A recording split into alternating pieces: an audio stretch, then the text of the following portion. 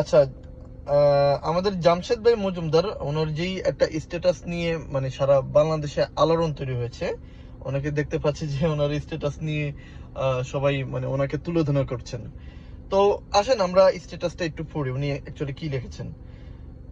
উনি লিখেছেন যে একটা সত্যি কথা বলবেন, ফিলিস্তিন নিয়ে আপনার অন্তরে রক্তক্ষরণ হয়েছে, বিষণ্ণতার কাজ করছে। এর মধ্যে আপনি আজকে নামাজ পড়েননি এমন কেউ কি আছেন? না, না, আমি মোটেও বলছি না আপনি বেনামাজি হলে আপনি অন্যের বিরুদ্ধে কথা বলতে পারবেন না। জাস্ট আমরা কতটুকু আল্লাহকে মানি সেটা বোঝানোর চেষ্টা করা, যদিও বোঝা অসম্ভব না। আসলে যে ইমান আমলি কাজে আসে না সে অন্যের কি কাজে আসতে পারে, মানে এইটুকু এই স্ট্যাটাসটা উনি দিয়েছেন। তো উনি যেই স্ট্যাটাস দিয়েছেন, বেসিক্যালি উনি নামাজের গুরুত্বটাকে সবচেয়ে বেশি অগ্রাধিকার দিয়েছেন এই ফিলিস্তিনের এই ইস্যু নিয়ে কথা বলতে যেয়ে। তো এখন আমার কথা হচ্ছে, এই কথা বলে উনি কি এমন মহাভারত অশুদ্ধ করে ফেলছেন? হ্যাঁ, উনি কথাটা এইভাবে না বলে অন্যভাবে বলতে পারতো যে আপনারা যারা নামাজ পড়েন না, 5 ওয়াক্ত নামাজ পড়ে আল্লাহর কাছে পানা চান, আল্লাহর কাছে দোয়া করেন, হয়তো এইভাবে বলতে পারতেন।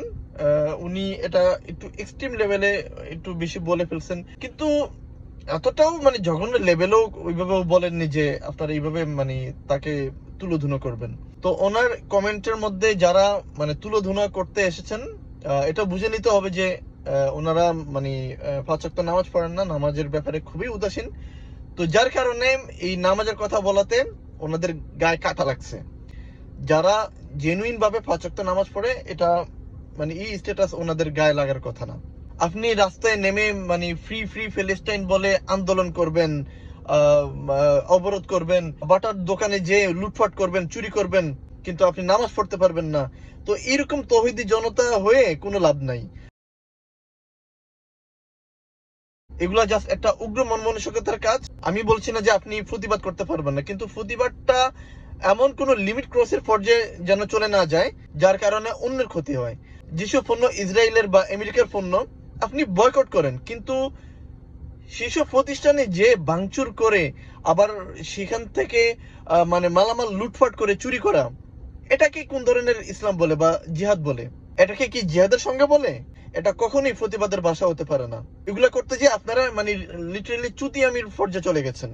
আপনাদের মতো আবালদেরকে যে আমি উগ্র ফালতু তৌহিদি জনতা যে বলি, এই জন্যই বলি, কম দুঃখে বলি না। আপনাদের মতো উগ্র তৌহিদি জনতার কারণে উল্টা আরো ইসলামের বদনাম হচ্ছে।